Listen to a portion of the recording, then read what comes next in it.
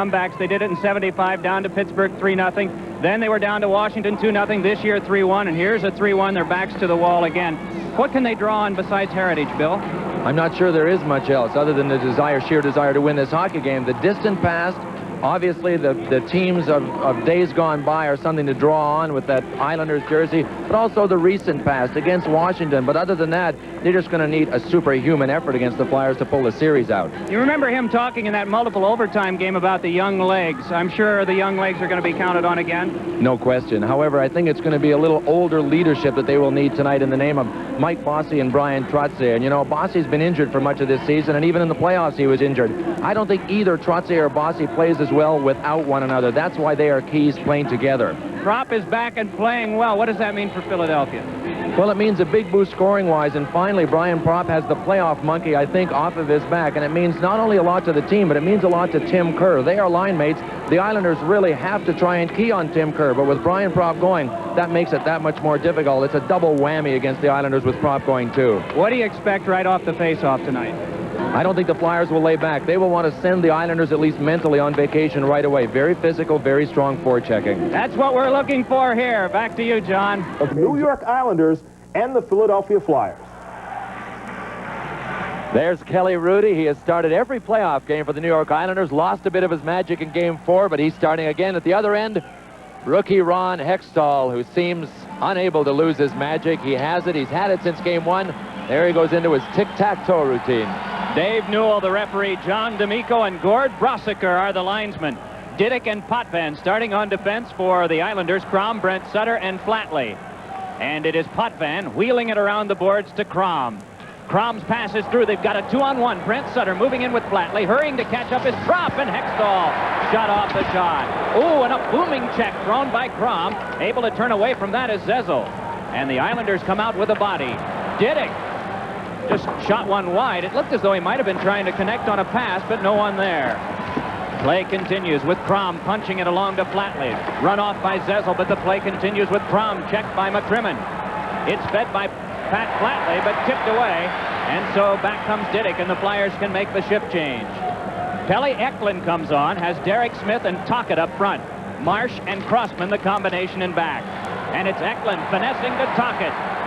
But it's off him, and Dennis Potvin back. Wrapped up by Tocchet, can't center. Mike Bossy in deep. Brad Marsh has to play at center ice. 17,222, but a late arriving crowd. All the seats are gone, but not occupied, as the opening faceoff has just taken place. Here's Tocchet's shot, but that's flagged down by Bossy, and out now come the Islanders. Trottier on with Bossy, and that one becomes the second save for Hextall. Puck jammed behind, and Hextall flings it away, but past Crossman. Conroy had to hurry one, and Brad Marsh moves toward this. Marsh tries to clear. It's off Derek Smith, but then poked along by Leiter for Trottier. Feeds up now to Conroy, and Conroy pressed hard to the boards by Marsh, and the pop fly handled by Hextall. Crossman wraps. Conroy had it tipped away by Tocchet, and so Leiter goes striding back. Very responsive crowd here at the Philadelphia Flyers. Leiter is hit by Ron Sutter, making his first shift appearance since January 10. On comes Alan Kerr. Wraps the boards, and Hextall sets up for McCrimmon. It's spun back, but off Carson. The Islanders must regroup, and it's followed up by Ron Sutter. Across on the wing for Scott Mellanby.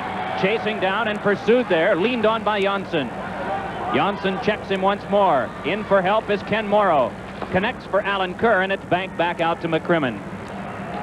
2 minutes, 20 seconds gone here in the first period of play. Glad you've joined us tonight on ESPN. And John Saunders and Mike Liut will be keeping you updated on action from the Forum in Montreal. Game 5 of that series. On now LaFontaine with a rising shot up the glass. And a delayed penalty call coming up to Philadelphia. The first power play of the game comes at the 2:40 mark, elapsed time. No score. Doug Crossman off for holding here in the first period. And you know, when you watch a hockey team skate in the morning, it's really difficult to get a handle on them, Mike. We watched the Islanders skate this morning with that man, Mike Keenan. We sat with him. You could have heard a pin drop. No one on the Islanders team was talking, and you don't know how to take it. Are they through in their own minds? But not so. They're really playing aggressively, and they're playing the intense type of hockey that I think we all kind of expected. They're not going to roll over and let the Flyers have it. The Flyers are going to have to take it from them. Islanders have this power play, and Leiter tried to send one in front, but that one off Mike Bossy. Flatley tries to work further, and it's to Bossy. Centers one, and Trottier shot it wide. And the combination that worked in Game 4 at the Island nearly did just now. Bossy again moves and throws one in front that went off McCrimmon and is punched away by Hextall. Bossy again has Potvin at the left point. At the right point, it's Leiter. He goes to Potvin. Returns over now to this side to Leiter, then back to Potvin. Slams one, tipped in front by Flatley, and it goes wide. Bossy pursued and whacked at by McCrimmon. It's off to Trottier. Then through Bossy and back to Potvin. Again, Mike Bossy moves to the slot, wide with the shot. And it's Trottier trying to get it in front, but it's cleared. You know, the way they move the puck around out there, the Flyers really have to watch against penalty trouble. Definitely the Islanders do. The Flyers' power play is very hot at this stage of the playoffs. But with Mike Bossy back, it's a brand new power play for the Islanders. They're 5 for 12 in this series are the Islanders. Philadelphia 6 for 12 as the puck comes back to Trottier, and Potvin a drive, and that's tipped away by Brad Marsh. And Marsh clears, but off Trottier it's kept. Diving play made by Gilbert, and the Flyers outlet. They've got a 2-on-1, but right now don't have control. Tocchet couldn't beat in front. Good play on defense by Dennis Potvin. Pinching is Samuelsson. It's dropped along, but Potvin there to take it. Penalty time is down to 25 seconds now on the minor assist to Crossman for holding at 2:40 of this period. Brad Marsh pestered by Gilbert. Help comes from Brent Sutter, and Marsh just paws him away and keeps working on him as Gilbert tries to center and is stood up by Marsh. Kjell Samuelsson takes over, and Samuelsson takes a look, cradles the puck, and it's back out. 2 seconds, 1 second. Out of the box comes Crossman. The penalty is killed. And Didick moves back out. A White, the check attempt of Crossman. It's McCrimmon advancing it up to Mark Howe. Here's Howe with a shot. Prepped and then juggled and then pressed by Kelly Rudy. 15:07 left in the first. No score. Here's a look at defenseman Mark Howe. What's he doing up here? He's a defenseman. He's a mobile defenseman. Strong offensively, strong defensively. He only has so long to get the shot away. You could see he was being closed off there, but his timing was excellent. Got a decent shot away on Kelly Rudy. Shots are 3-1 in favor of the Islanders. McCrimmon's shot, and that tangled up in skates. And then it's played by Bob Basson. Basson along to Dwayne Sutter. Has a duel with Mark Howe, and Howe able to control. Nice shovel to Derek Smith. Smith trying to work around in front. It's off his stick, controlled by Basson. 14:50 left, first period of play. No score here. Game 5 of this best-of-7 Patrick Division Final Series. Flyers leading 3-1 in games. Shot by Didick harmlessly wide. Basson points it. Conroy with a drive kick right out by Hextall. Fed to Conroy again, and that one was slowed. Knocked away by Howe, and Mark Howe can control on defense and bank it off to Eklund. Eklund moves back up in the shadow of teammate Tim Kerr. Tries to play it ahead, but it's Dwayne Sutter nearly losing to Kerr, then gave it up for a shot wide by Derek Smith.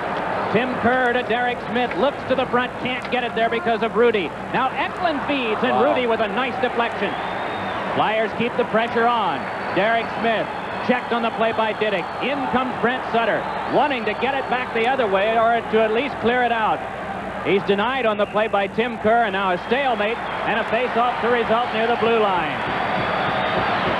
I'll tell you, Kelly Rudy is definitely ready to play. He helped himself twice on this exchange, but he had to because Dwayne Sutter tried to clear and missed, and Derek Smith rifled one wide. The Flyers, subsequent to this, buzzed around the net, and twice Kelly Rudy used his stick to his advantage to break up 2 threatening plays that the Flyers had. I know, Bill, you noticed some byplay going on that we didn't see during that last power play. But Brian Propp came right back in and cross-checked Pat LaFontaine in the back of the head, just about knocked him into the crossbar, and at least twice each coming back down the ice, they were jabbing at each other with a stick. Dave Newell just let him go. 6 minutes gone here in this first period of play. Budweiser keeps the action going so that you can enjoy the game. The clean, crisp taste of Budweiser. For all you do, this Bud's for you. Doesn't have many superstitions, Kelly Rudy. That seems odd for a goaltender. The only thing that they tell us is that he puts the left skate on first, follows with the right one. Well, you got to do it one way or the other, right? I don't know that that's a great superstition. Doesn't everybody do that? I think. Either that or the reverse. He's supposed to be a pretty relaxed guy, too. Very many goalies, and I know Mike Liut will attest to this, are very intense and have a very internal style of preparing for the game. It's all from within. But Kelly Hrudey, apparently, though I've never been in the locker room with us, the guys with him, the guys tell us that he's a joker, and he just goes about his business with everyone else. You would hardly know that he was going to be the man between the pipes when the game starts. Big shell. Samuelson, a drive is wide. Tipped back along by Flatley. Chasing it down, Brent Sutter has to contend there with Prop, and it's followed up by Morrow. Brent Sutter spins it along, but that into Tim Kerr. On with it comes Samuelson. Flips one ahead, but that knocked down by Morrow. Prop trying to fall up. Prop, Tim Tookie, and Tim Kerr. The line out now for Mike Keenan's Philadelphia Flyers. Ken Morrow, veteran on defense for the Islanders, wrapped up from behind by Tookie. Whipped around by Thomas Janssen. Islanders able to clear. Marsh matched up with Shell Samuelson, towering defenseman at 6'6". It's Prop nudging for Tookie, has to fight his way through Janssen and can't. Prop locked up by Trottier, turns away and slots it, but right there was Flatley, and Flatley able to clear. In on goal from 150 feet, and Ron Hextall, who loves to handle the puck, just cradles and then dishes off. It is Hill, bumped right off from behind by Trottier. A chance for Mike Bossy to move in and look things over, but just too many Flyers, and Big Dave Brown knocks it down. Brown stepping ahead has Ron Sutter with him, and Brown, a wrist shot, is snared and then flung away by Hrudey. Trottier turns, has Bossy on his right and Greg Gilbert on the left. Drives one into the waffle board of Hextall. Hextall flips, Bossy can't stop. Brian Prop turning with it. And it is now Marsh giving back out to Ron Sutter for a drive, deflected wide. Right out for Hrudey to trap and then just scoot along to Leiter. Finesses through Dave Brown. And it is Leiter working back across. The Islanders move it on, and Mike Bossy looking for some scoring touch here in an important game for his team. They're down 3-1. 8 minutes have been played in this first period. The shots are 7 for the Islanders and just 3 for Philadelphia. Offside. We have no score. Road to the Cup continues here on ESPN. John Saunders at our studios, along with Mike Liut of the Hartford Whalers. Your impressions so far of this period? Philadelphia not taking it to them the way you might expect? Well, the games can either go the way this one has, or it can be a frantic first 10 minutes. But this has been a good checking period, and it hasn't been a period where the Islanders have done anything that would show that they're panicking. They've had a chance or two, the power play, an opening chance off the opening faceoff. But all in all, it's been a good checking. People are being picked up, and there aren't that many mistakes being made so far. Basically a team that doesn't necessarily look like they're down 3-1 No, early. They're very composed. Okay, let's look at the Adams division as it starts tonight. This series tied at 2 games apiece, and this game is tied at 0-0. It's in the first period. Remember, no team has won at home in this series. Quebec losing both in Quebec, Montreal losing both in Montreal. Right now, let's go back to the Spectrum in Philadelphia to Mike Emerick and Bill Clement. Islanders have just registered their 8th shot on goal by Potvin, and Derek Smith fires in on Hrudey. Flyers have just made a change. They bring out Zezel to work along with Lindsey Carson and Mellenby. Puck was on ahead to LaFontaine, couldn't play. Alan Kerr can't as well, and the Islanders drop it back in. Hextall sets up for Marsh, who's on defense with Samuelson. Dwayne Sutter with Basson and Hanpa out front for the New York Islanders. Mikko Makala among the scratches tonight. And an offside pass called. You know, one of the problems the Flyers are having establishing that big hitting game that we talked about and establishing their forechecking game is it's very simple. The Islanders just aren't letting them, and that's the sign, as Mike Liut pointed out, that they are a very composed hockey team, and they're ready to play the way they play every hockey game under Terry Simpson. And it's not so much that the Flyers, I don't think, are attempting to execute what they want to do. The Islanders have just played in their end a little more than the Flyers would have liked at this stage in the hockey game. You establish that hitting game mostly in the offensive zone, especially with the Flyers seek and destroy kind of forechecking with their big forwards. And they have out now Brian Prop to work the left wing. Tim Tookie is the center, and along with Tim Kerr. Puck handled by Hrudey. Spun to Morrow. Morrow's pass intercepted by Prop, checked right from behind by Dwayne Sutter. Puck centered against the back of the goal. They wrap it back off to Dwayne Sutter. Has problems with prop and then is able to roll out. Marsh tried to chip back in, and a chance for Basson. Didn't see the puck, and then unable to control in the play offside. Oh, boy, you look at that and you just can't recover quickly enough. And you can be guaranteed that 4 or 5 players on the ice are yelling at him and trying to communicate with him verbally as to where the puck was. It was right above him. He had no idea where it was. Up there somewhere, but it just didn't land where he was looking. Last minute, Mikko Makala not in the lineup tonight. What do you think that'll mean? Well, he's been one of their top playoff performers, Mike, and he was one of their top 2 forwards along with Pat LaFontaine in the last 11 games of the season. 3 goals and 14 assists, and even more than his absence, I think it takes away from LaFontaine. They developed a real chemistry in the last half of the hockey season that I think LaFontaine will miss as well tonight. The Makala-LaFontaine combination was responsible for getting 3 goals, the last 3 scored in Game 6 against Washington, to give the Islanders a come-from-behind 5-3 win and force that eventual 7th game in Washington. It'll be Zezel and Brent Sutter to take this face-off. Of course, it's no wonder to me that Makala and LaFontaine get along that well. Chemistry-wise on the ice, they were born 6 days apart in 1965. They're both Pisces, and someone somewhere in the United States explained all of that stuff to me once, and it seems to make sense. Well, let's hurriedly get out here, check down all the birth dates, and see if we can forecast a winner. I got a feeling the Pisces guys will be fishing within a couple of days if they don't do what they're supposed to do tonight. LaFontaine, we might not notice him early in the game, and we seem to notice a pattern, Mike, in the playoffs. You as well. Him getting stronger and stronger as the game wears on, and more goals are needed by the Islanders. But in talking to Mike Keenan, I think we all kind of arrived at the conclusion that it's for a good reason that you notice Pat LaFontaine later in the game. He strays from Terry Simpson's system a little more and starts hanging around the open areas of the ice, looking for the break. He gives away defensively to go offensively later in the game when they need a goal. Morrow just put that off the back of his own goal. Cluster of players move in. Players trying to muscle it along. Peter Zezel wanting to pick it free. Checked out by Crom. Still they work, just working the puck along. In deep is Brad Marsh. Got it to Mellenby, centered in front. Zezel tried the short side, and it was shut off. Still they scrap for it. Zezel gets up. Crom able to tap it along, and the Islanders can bring it back out. Pat Flatley has Brent Sutter ahead, picks up Crom. Looks for the pass, and fighting his man off was Crossman. 9:05 left, first period of play. We have no score in the game. Shots are 8-4, the Islanders. Trottier takes from Kelly Rudy, and you may have overheard Rudy saying, go, go, go, move it back up the ice. The Islanders in the midst of a change. Trottier has Bossy breaking, can't get it through to him. Tries again, it's off the back of the goal. Bossy in front, shot by Potvin is wide. Al Hill floats it along for Crossman, and the Islanders are playing the body and barreling along.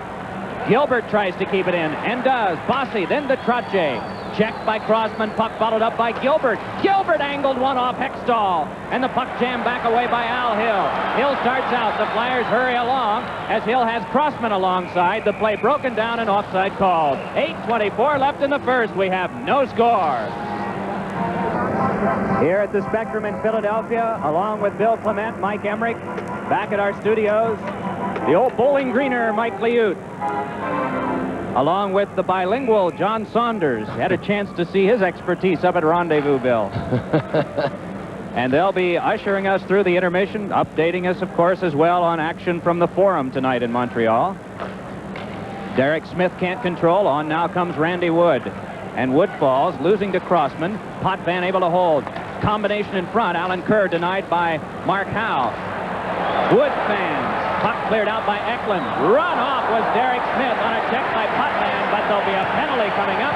It's a trip to the Islanders' Dennis Potvin, and Philadelphia gets its first chance on the power play.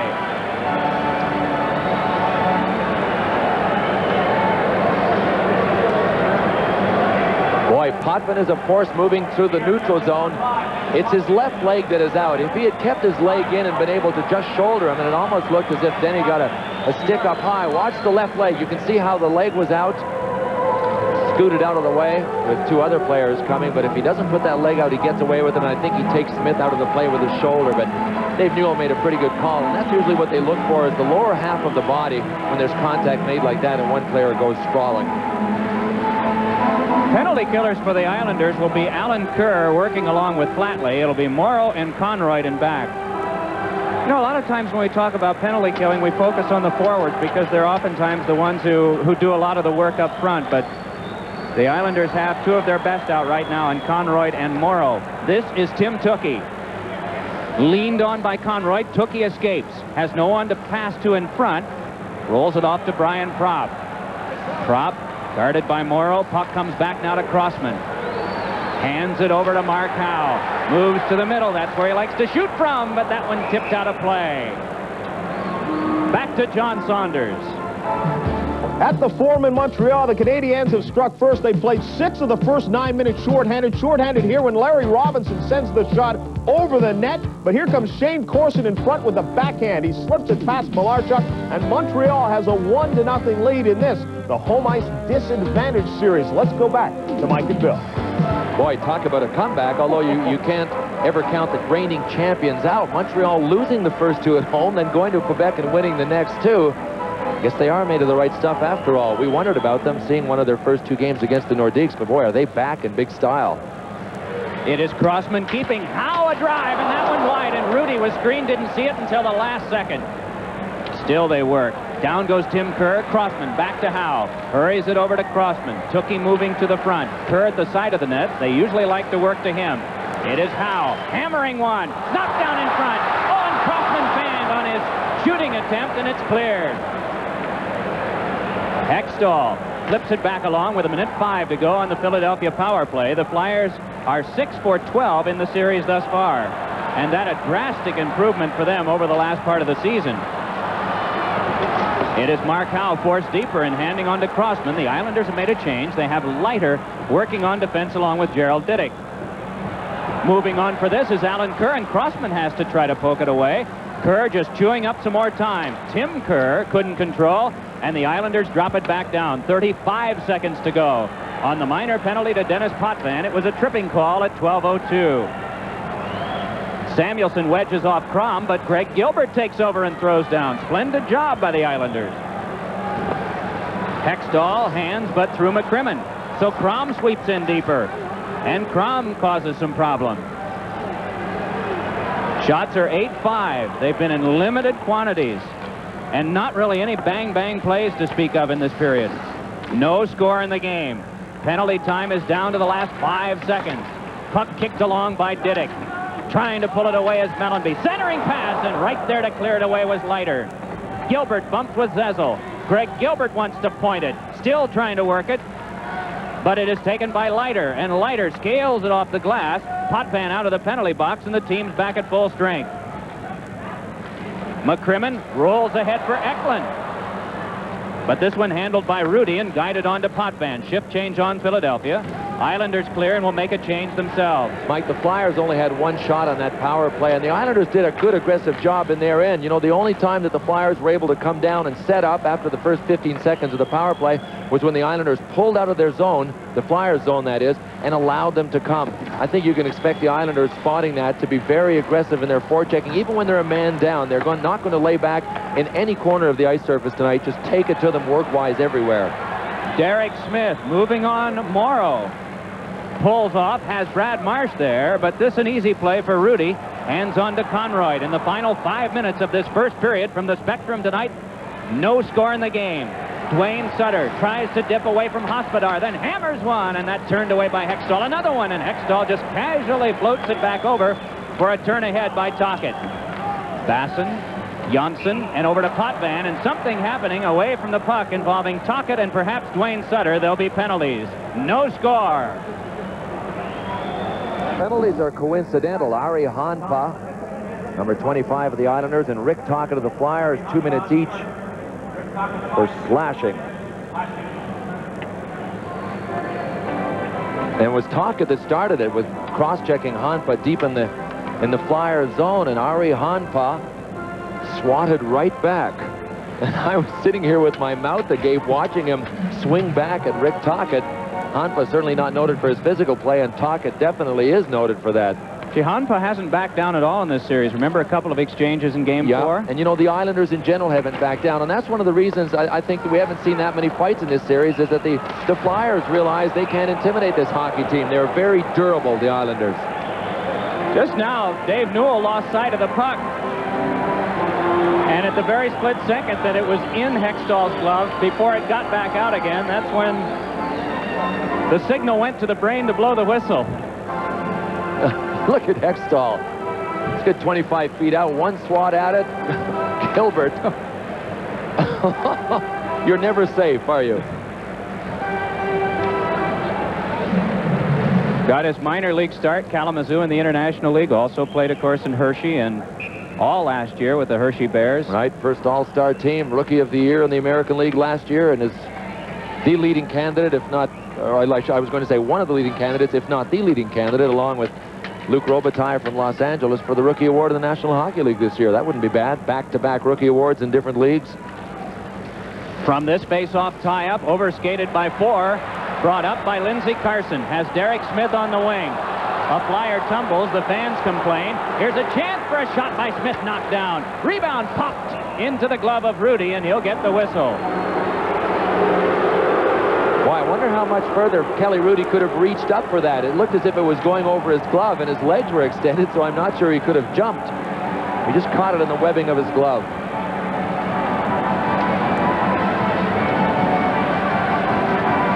He's been like a human pinball. That's Peter Zezel, the first shift of this game. He just ran all over the place banging people. Olive Branch is being waved. 4:11 left. First period, no score.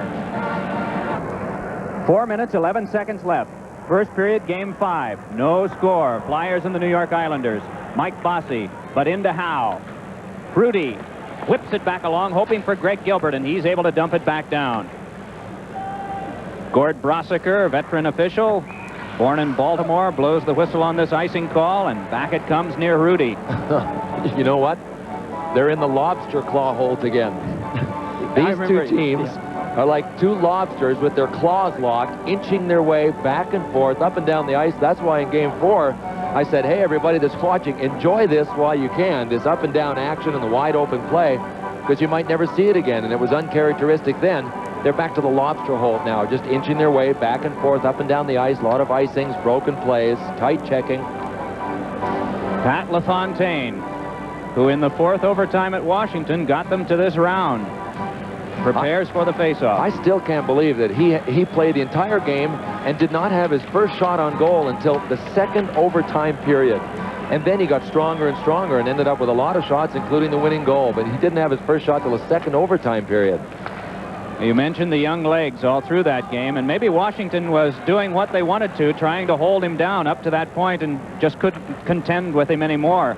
Puck thrown back off, and it is Shell Samuelson to play in the final 3:40 of the first period. Mark Howe up for Eklund, but cut off by Conroy. Eklund squirts it through, but LaFontaine there. Maybe it's an advantageous point right now, Bill, to mention what the Flyers had been saying for those who missed Game 4 about LaFontaine and how to stop him. Well, you can't allow him to carry the puck through the neutral zone. That's where he gains his speed. That's one. Here's a penalty that Neil was calling. It's delayed against the Islanders. So you have to stop him in the neutral zone. You also have to hit him. He's not a very big hockey player, and you can slow him down with the body. 6 attackers on Philadelphia on the delayed call, and LaFontaine finally touches it. A slash call will give Philadelphia the power play.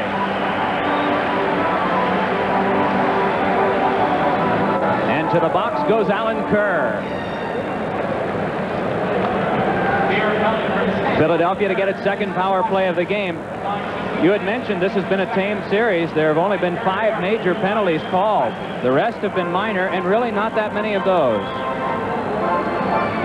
This is the 5th game, and it's the 22nd minor for the Islanders. Flyers have 20. Slashing is the call on Alan Kerr. We're down to 3 minutes and 8 seconds to play in the first period. See if we can pick it up. Dead center of your screen. Shell Samuelson running interference. Take that. That was a nice little shot by Alan Kerr. You can see Samuelson. He knew his man was coming behind him up ice and was trying to distract Alan Kerr to throw him off in his forechecking, and Alan Kerr responded. Flyers on their power play will use Crossman and Mark Howe. Those are the two playing catch with it now. Prop, Tookie, and Tim Kerr. With Kerr, the lonesome end, all the way up ice on the left side, and Kerr is able to control this one. Tim Kerr sliding it off for Prop, checked by Flatley, and Potvin able to clear. Flyers haven't really been able to get any kind of possession to work around the periphery either on the power play so far, have they? The Islanders have pressed them well, and also the Flyers haven't set up in the Islander zone without dumping it in. They have yet to be able to carry it across the zone. There's another offside. They've yet to be able to carry it across and set up that way. Their best success has been dumping it and actually chasing it. All right, back to ESPN and John Saunders. John? From the Spectrum in Philadelphia, watching the Islanders and Flyers Game 5, and at the Forum in Montreal, Nordiques and Canadiens. Montreal trying to become the first team in this series to win at home. They lead this game 1-0. The series is all tied up at 2-2. We will go there at the first intermission of our game, so stay with us. We'll get there live. Right now, let us go back to Mike and Bill, Philadelphia and the Islanders. John Saunders capably filling in tonight for Tom Meese. Tom is in Detroit, where he'll join John Davidson for our telecast tomorrow night from Joe Louis Arena. Game 5 as the Toronto Maple Leafs, who have only made the Final Four once in the last 20 years, will try to do it tomorrow. Our telecast time will be at 8 o'clock. It is Conroy driving it off and through Mark Howe. Chasing down is Crossman. 2:05 left in this first period. No score in the game, and 55 seconds remaining on Philadelphia's second power play crack of the contest. Pelle Eklund turns away from the hook attempt of Conroy. Floats one in. Kelly Rudy able to set it up. Plenty of time for Morrow. Chips it back off. Tim Kerr knocked it down. Gilbert working, and Crossman nudges it loose to Brian Propp behind. Then back over to Crossman. Hands to Eklund. Back for McCrimmon's shot that's off a skate and flops away. Crossman can't play it. Gilbert able to clear back as far as neutral ice. Penalty time down to 22 seconds now as they try to hurry for Tim Kerr, but that play breaks down, and so Potvin will just go for a skate with it and continue to cause the clock to tick. Basson spins it back out, and a chance for Greg Gilbert to move it further, which he does. Boy, the Islanders are reacting much better tonight, Mike, than they were in the last game, to the Flyers overloading one side of their power play. The Islanders are simply overloading that side with their penalty killers as well and leaving the whole far side open, but it's been real successful in taking the Flyers' power play away. Penalty time is up. Basson knocked down, clears it in, and Zezel takes care of Alan Kerr so that Samuelson can patrol. It was so successful, they didn't allow the Flyers one shot on that power play. Islanders have 9 in the game, and Philadelphia with just 6 as Derek Smith banks one in deep. That would be, by our recollection, 1 Islander shot and only 2 for the Flyers in about the last 5 minutes of play. Puck along, now Mellenby able to control. Mellenby checked by Trottier, but not until he dumped. Rudy able to slightly steer it along to Alan Kerr. Kerr's pass flagged down by Mellenby again. Took a check from Trottier. Karam's one back in the final 22 seconds of this first period. Diddick along to Bossy, and that one went off Mellenby and out of play, forcing a neutral ice faceoff. Well, if the Islanders can escape this period, which it looks as if they're going to, only 19 seconds left to score even, they have accomplished something, and that is not falling behind. And we mentioned in Game 4 that they wanted to take the lead. That still wasn't enough against the Flyers in Game 4 because the Islanders took the lead, what was it, 3 times, and still lost the hockey game. But the one thing they want to avoid is falling behind, especially when you're facing elimination. It becomes increasingly more difficult to play from behind. And we're talking about the best defensive hockey team in the National Hockey League from a standpoint of keeping a team down when you're trying to come back on them. That's the Philadelphia Flyers. So not a bad period all told for the Islanders. Lobster claw hockey works better for the Islanders, especially in Philadelphia, than for Philadelphia, since they've both been doing it. The Islanders simply don't have the scoring punch and the skilled players to play anything other than lobster claw hockey with the lock back and forth. I mean, their style is a result of their personnel, and Terry Simpson, their coach, understands that it has to be that way. The horn. The end of period number 1. The shots were 9 for the Islanders, 6 for Philadelphia, but more importantly, the scoring opportunities were kept to just a handful. The two teams combined, no score. So let us go there now to the Montreal Forum, to Dick Irvin and Gary Dornhofer. The Canadiens have ever defeated the Nordiques in overtime.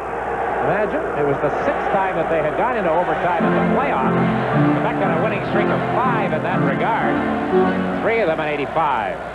Dick, after It's the 1-0 for the Canadiens.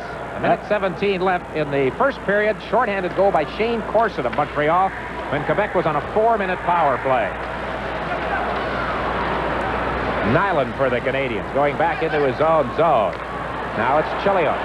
Dumps it ahead. Carbonneau is after it into the Quebec zone. Carbonell bumped by Finn behind the net.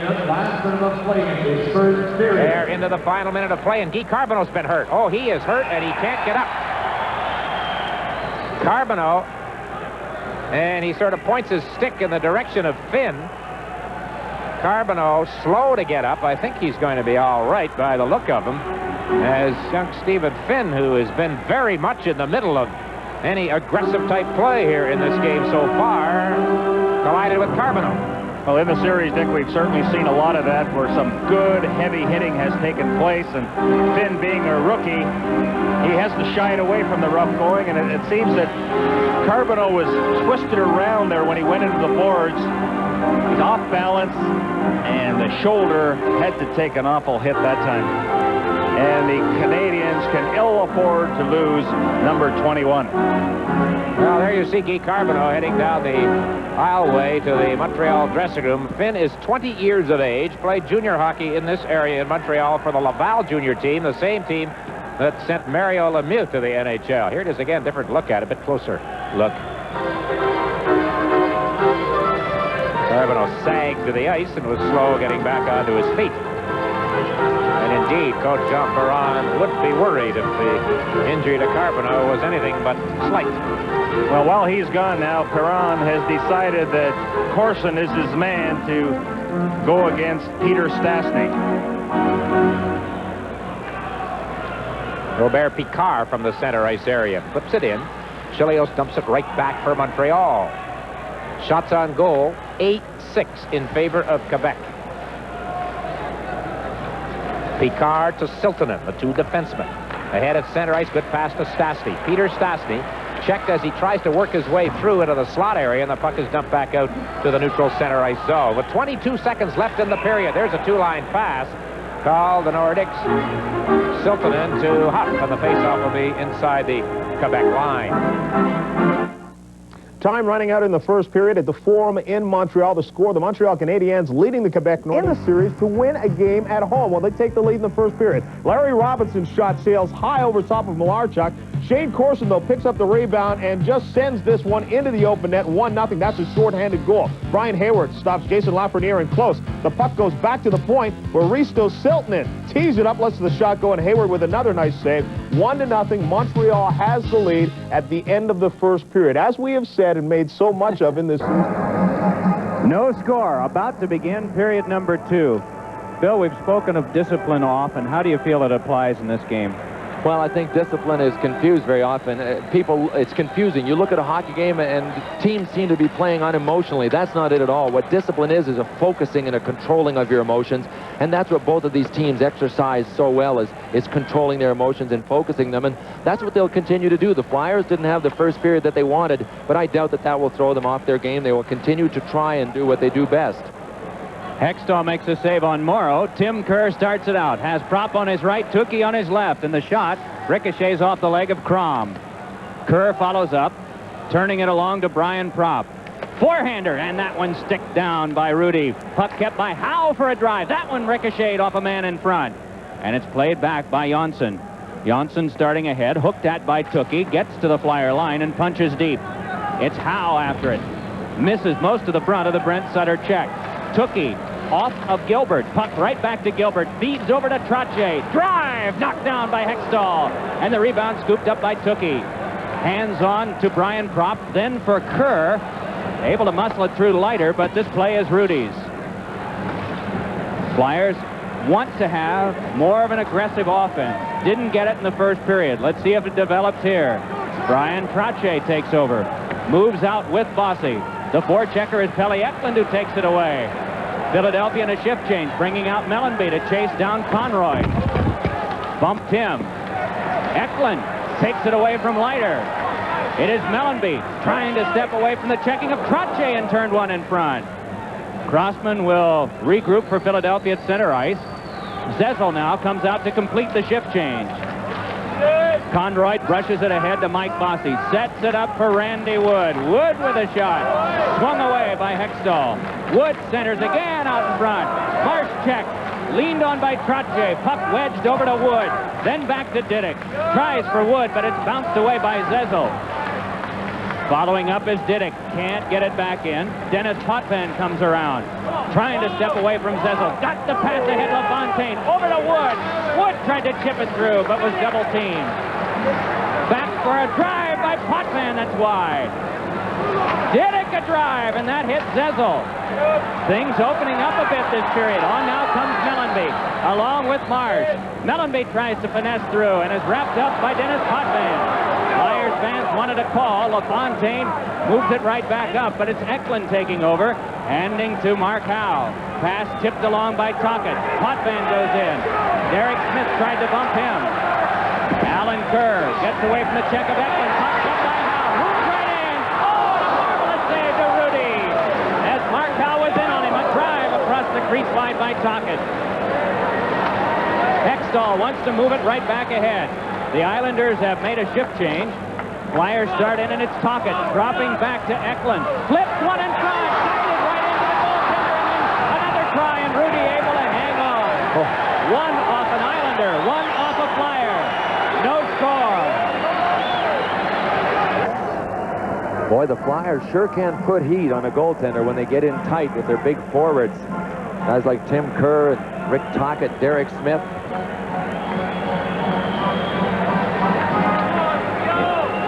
Right now, Philadelphia will be using Kerr with Tookie as we see this chance in front. Look at Derek Smith. He was tugging away at Kelly Rudy for a couple of seconds before the shot even came, trying to throw him off. Islanders spin this one. Conroy misses for Leiter. First one there is Prop can't center. Puck comes to Samuelson. Right in front. He hits the goal post. Right where the crossbar and the right post met. And immediately Dave Newell signaled no goal. It is Hextall. Checked by Honpa, and Hextall got in the way of that one. Leiter fans and the Flyers tried to hurry too quickly. They might have had a 2-on-1, and now Tookie up for Mark Howe. Howe fakes. Conroy moving with him in the pass in front. Cut off and started back up by Honpa. Good check by Prop, but Honpa just that tenaciously worked it away, and then Prop and Dwayne Sutter collided. Conroy along now to Honpa. Watched by Howe. The feed is under Basson's stick. Well, we've seen something different here in the second, haven't we, Bill? Well, I'll tell you what's happened, too, is a guy like Mark Howe has been up on the play a lot more, and that really opens things up. It gives them the extra attacker, and it gives us the illusion that they're playing a much more wide-open style. That's not really what's happening. They're just overloading in an offensive sense with Mark Howe being up on the play as much as he is. On now, it is Crom, sized up by Marsh. Centering pass is off the skate of Flatley and wide. Flatley checked by Crossman. To a side continuing, stepping away. Flatley looking for a pass. Potvin! Oh, and a great save made by Hextall. Well, I mentioned Mark Howe being up on the play for the Flyers. Dennis Potvin, I guess, is the closest thing to the Islanders' counterpart for Mark Howe. Knowing when to pinch in and to take that offensive liberty, and he does here, and ends up with a nice feed from Flatley and gets a real good shot away to the long side that Hextall snares with his glove. You can see Hextall dragging that left pad down low. Watch Hextall closely. Top left, that left pad down low with the glove right there, and snagged Dennis Potvin's shot for the long side. Watch how far in Potvin finally gets this puck. He blew right by his check. You can see Al Hill, number 36, whose assignment is Dennis Potvin. Potvin's the kind of guy, turn your back on him once, and he's already blown by you. That's what he did to Hill that time. He's waiting, now fires, off the mark. And it is Ron Sutter rolling it along to Crossman. Then for Al Hill, but it's off Potvin. Crom tips, Hextall has it. Whips off, hoping for Brian Propp, who just tips back out. Potvin turning with it there. Sweeped right back out by Hextall, and the puck driven back off by Janssen, followed up by Ron Sutter. Playing it is Brian Propp. Rising shot blocked down, rebound, and controlled by Janssen. As flipped down at the front of the goal was Al Hill. Change in personnel for Philadelphia, 14:50 left in the second. We have no score. Hextall there, sets it up for Crossman. It is the Trottier-Bossy line out along with Greg Gilbert for the Islanders. Marsh lifts in. To play it is Ken Morrow. Pivots from the check of Lindsey Carson. Morrow looks back up ice, gets his pass on to Gilbert. Has Trottier alongside to pass to. Can't flip it through Brad McCrimmon. Puck kept along by Conroy, and that shanked off Marsh and went over the glass, out of play. Early in the second period, from the Spectrum, no score. Hartford, the insurance people of ITT. And by Olympus, makers of 35mm cameras, including the new OM77AF. Right now, back to Mike and Bill. Brian Trottier for the face-off with Zezel. Tense sort of contest, very carefully played in the first period, and it's not that it's been sloppy in the second, just more offensive opportunity. Taking it is Trottier, back to Morrow, shot, blocked down. Here's Lindsay Carson on a breakaway. Conroy trying to catch up. Carson scores!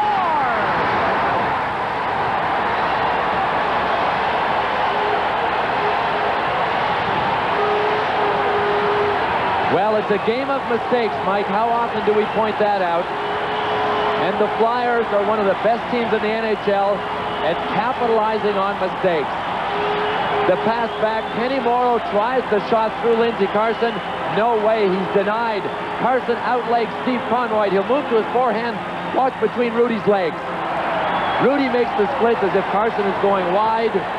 Carson pulls it. What a nice goal by Lindsey Carson, and you know, that's a great goal. Kelly Rudy stretching to try and get the long side. And we watched Lindsey Carson today take a slap shot from the blue line that cleared the glass without a deflection by 10 feet. The entire organization was standing on the bench laughing at him, saying, if he only had hands, could he ever score? You know what? That was a great playoff goal with great hands. Lindsey Carson unassisted, 5:56 of the second period. And the ice has been broken. Philadelphia has the first goal of the game. Crossman's pass is through Tocchet. Chasing down is Dennis Potvin. Tocchet had been hit by Alan Kerr. Potvin wraps it around, and it comes to Crossman in neutral ice. Then to Samuelson. Islanders knock it down again, and Potvin quickly guides on to Wood. It'll be interesting to watch to see if there will be any further tempo change as a result of this first Philadelphia goal. Hextall with a toss over for Crossman. Checked by LaFontaine. Puck given up to Janssen. Shots in this period, Philadelphia with 7. Check that, with 5, and the Islanders with 4. Janssen flips. Puck taken, though, by Doug Crossman. Tries to get away from Honpa and drops it in. There'll be an icing call as Conroy goes back to touch up. Second period of play, 12:57 to go. 1-0 Philadelphia. Montreal, Quebec has gotten on the board. That's Alain Cote. Wheel sends it towards the net. It goes off Lawler's stick. It's all tied up at 1-1. They're in the second period. Right now, back to the Spectrum in Philadelphia. Mike and Bill. It is Janssen stepping away from Tim Tookey's checking.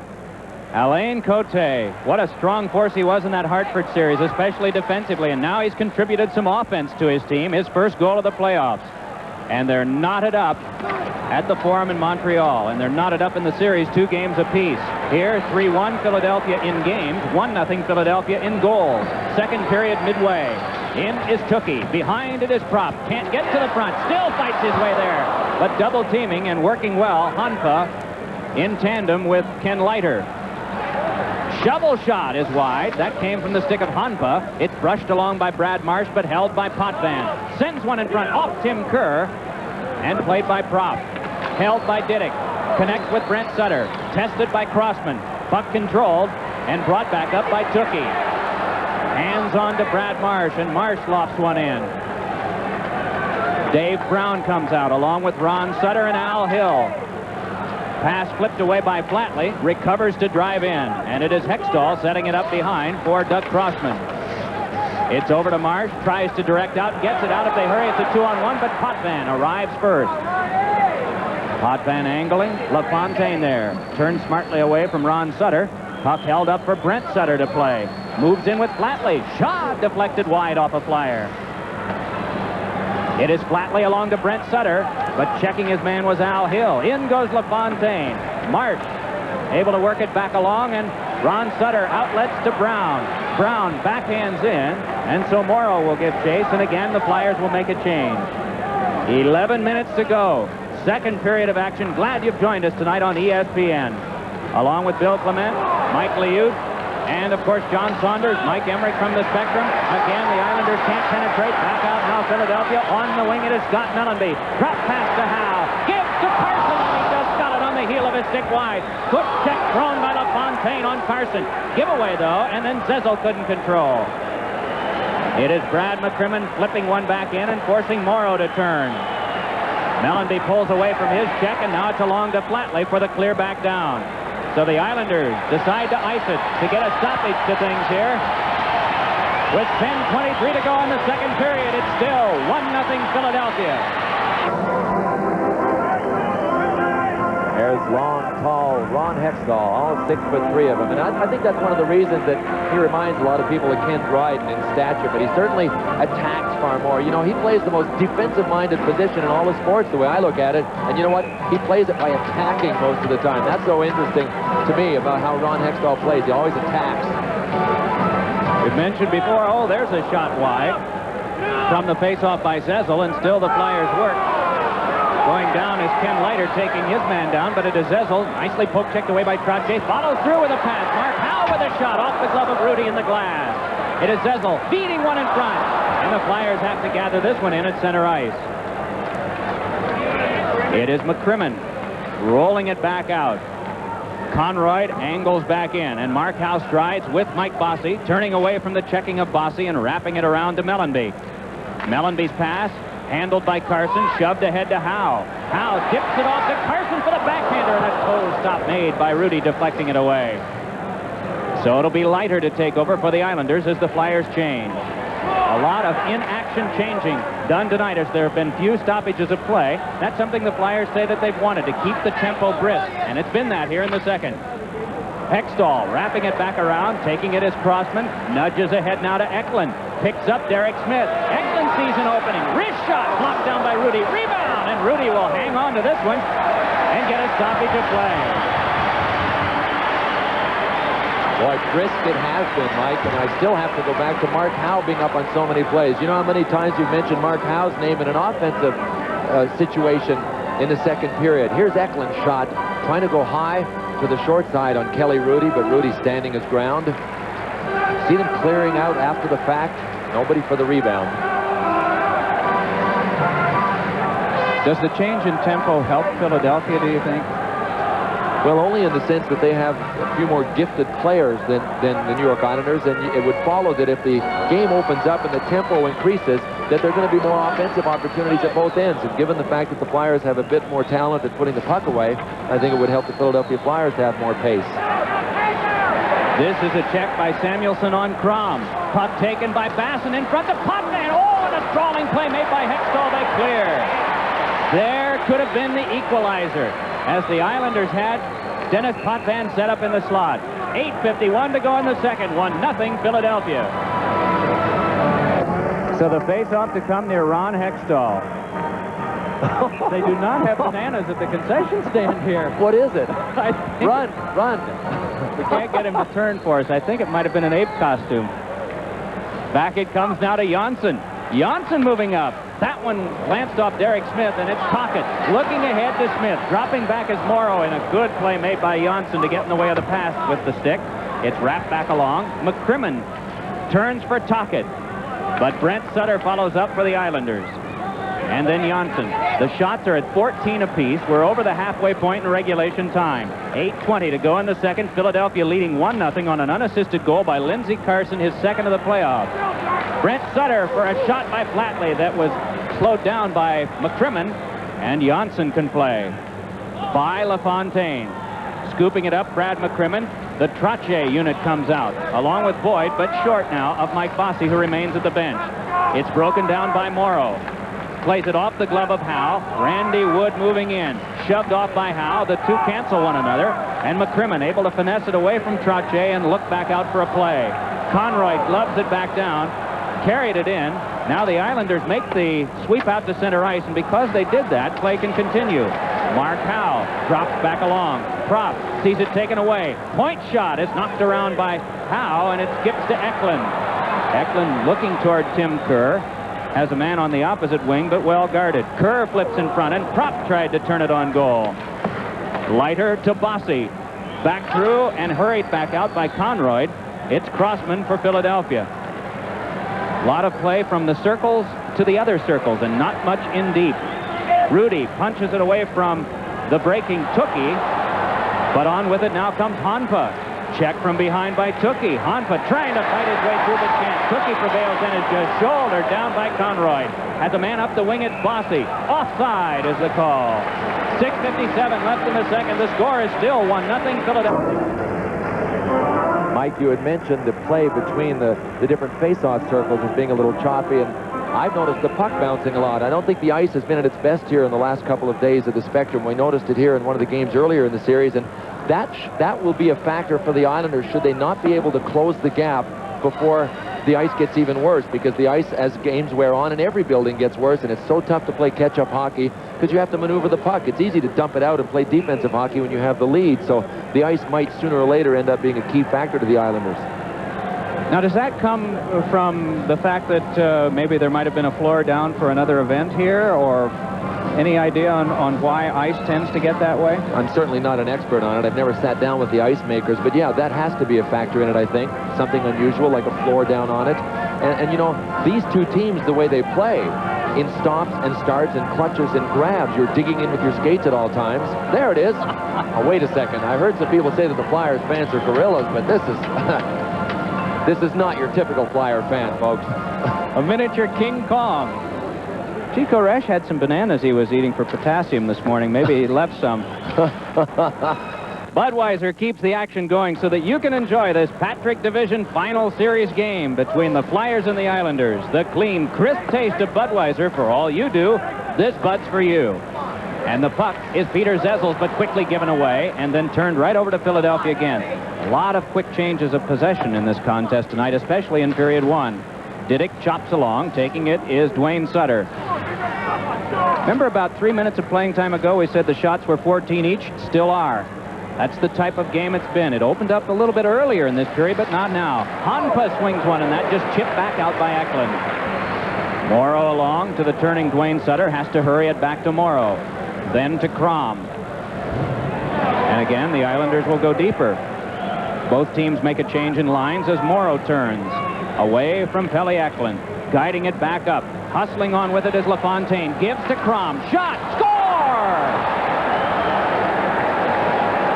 And the game is tied at 1. Hextall, by the time the puck went under him on this, is perfectly horizontal in the ice. We'll try and see whether he went down intentionally to take away the lower side, but Pat LaFontaine made this goal happen. He dumps to Crom, then drives for the net. I'm thinking at this stage that Hextall might have caught his foot in a rut and gone down. It's not like Hextall just to end up horizontal with the shot like this. And he went down with such force that it seems his legs bobbed up in the air. I'm sure Mike Liut between periods will be able to give us more insight into it. Did it look like he fell? He caught his foot in a rut, went down. His momentum lifted his pads up off the ice just in time for the puck to zip under, and there was a screen there anyway with LaFontaine driving to the net. Oh, you can see now, we're looking down at linesman Gord Brossiker.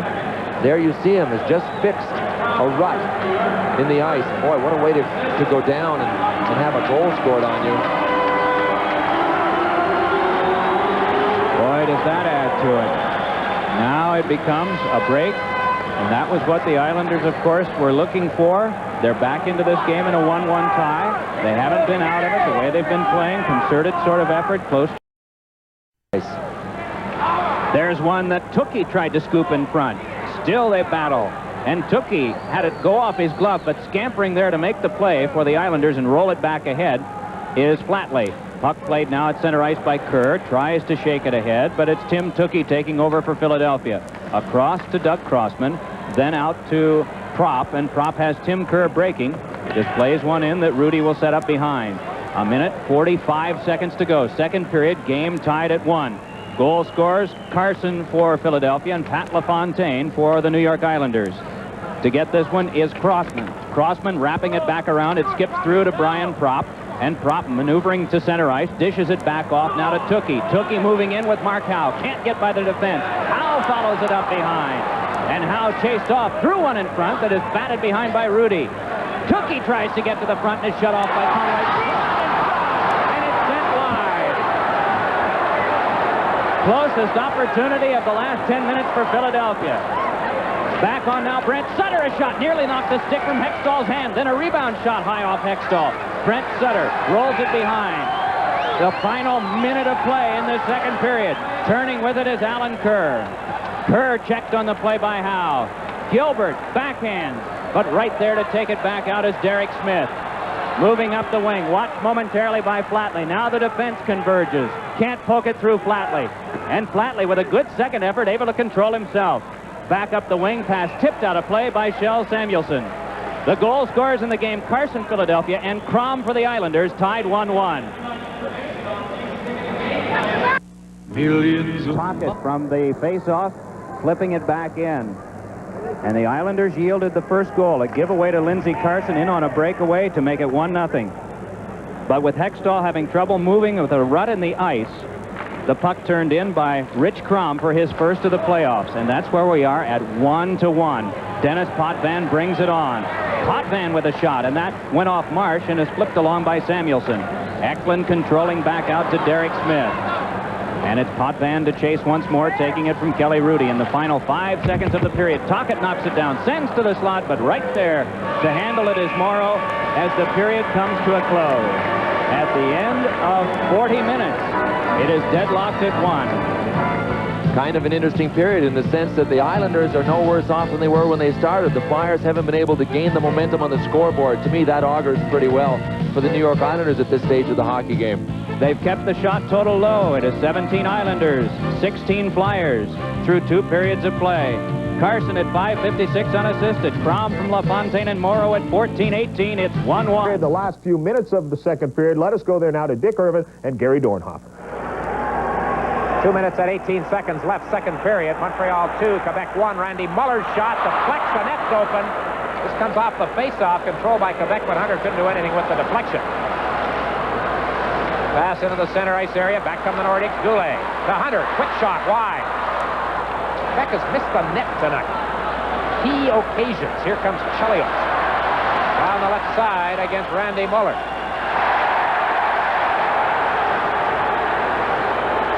Crowd reacts every time there's body contact if they feel the Nordic has been the aggressor. Huff on the far side, bumped by Lemieux. Puck taken by Ludwig to Bobby Smith, and he dumps it into the zone. Muller backpedals to Picard, a minute and a half remaining. 2-1 Canadians here in the second period, and it's way offside as Goulet stick handled the puck to the line, and Huff was in well ahead of the play. Now we get Lemieux with an after-the-fact bump with Dale Hunter. Ryan Walters scored the lead goal in this game on a Montreal power play, deflecting a shot by Larry Robinson at 9:37 in this second period. It was Corson in the first period for Montreal, Cote early in the second for Quebec, and then Ryan Walter with the goal that has given Montreal their 2-1 lead. He's really a quiet leader for the hockey club, very consistent in what he does, and you know that every single game, when the opportunity presents itself, Walter is going to be in front of the opposing goaltender, setting up a screen. He takes a lot of punishment, but certainly doesn't shy away from that responsibility that's taken upon himself. Nordics again controlled the face-off. Done a pretty good job on that in this second period. Puck came in from a sharp angle. Gillis. Now it's Lambert. He's bumped. McPhee knocked Brown to the ice. Ogrodnik hustles after the puck for Quebec, steps around Green, and then his shot is blocked. Brian Strudler plays the puck ahead to Mike McPhee. Knocked away from him by Jeff Brown. McPhee back to Larry Robinson in checking trouble against Gillis. Now it's Green to Naslund. He's bumped off the puck by Rochefort. Gillis fell heavily. Here comes Ogrodnik with Lambert. 2 former Red Wings into the zone. A pass off the heel of the stick of Green and Naslund. With 44 seconds left in the period, shoots it into the Quebec zone. McPhee after it, beaten to the puck by Stephen Finn. Strudlin tried to center it. It was blocked. Strudlin still battling along the boards against Peter Stastny and Jeff Brown. Puck is loose, and McPhee sneaks in behind and picks it up, tries to center it, blocked there by Peter Stastny. 25 seconds left in the period. Mats Naslund, and he hands it right to Peter Stastny. Stastny plays it ahead, center ice area. Naslund checks it free from Cote. Canadians making a change, Nordics changing as well. Stastny checks the clock. 10 seconds left. Cote in the center ice zone. Stopped by Nyland. Puck pops high. Ludwig plays it ahead, and the whistle stops the play. So in the final seconds of the second period, the Montreal Canadiens lead. Here again at the Spectrum in Philadelphia. 40 minutes down, and the game is tied at 1. Carson, his second of the playoffs, 5:56. Crom, his first at 14:18.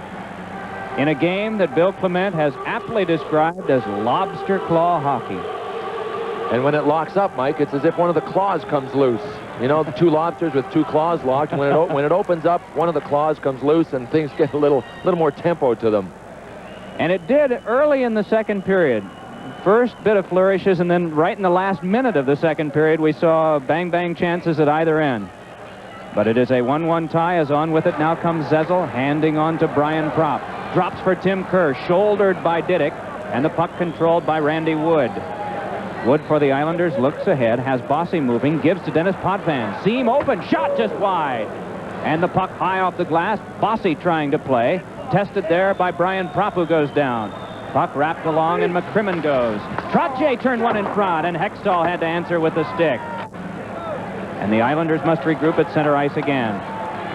Eklund just comes from the bench. That one sails by as Leiter had cleared in. Islanders will complete their change with Conroy moving out to work along with Leiter on defense. It is Brent Sutter working with Flatley and Crom. In is Derek Smith for a shot that's wide. Punched away by Rudy. Derek Smith guides it high. Plops behind to be taken by Flatley and rolled in some traffic to Leiter. Advances it on to Crom, and Crom and Brent Sutter. That one loudly off the boards. To play this is Flatley. Turned by Brad Marsh. Sent back to Morrow. Conroy to shot. That one hits someone in front, and then it's trickled wide on the rebound by Flatley. Puck rolled back out, and Eklund can't control. It's Morrow, then back to Brent Sutter. Eklund can't clear ahead. Again, the Flyers making a change, and so the Islanders will answer in kind. It is Crossman with a pass out. That is cut off and thrown right back by Janssen. Can't reach LaFontaine with it.